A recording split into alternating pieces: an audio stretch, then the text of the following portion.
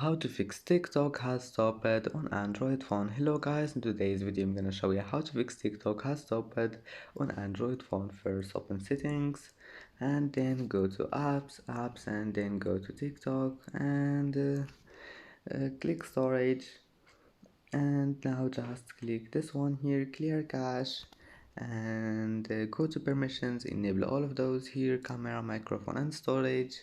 And if that doesn't fix your problem, just go back to storage and click clear data, click OK, and go back and log in and try again, and your problem must be fixed. It's easy, and that's it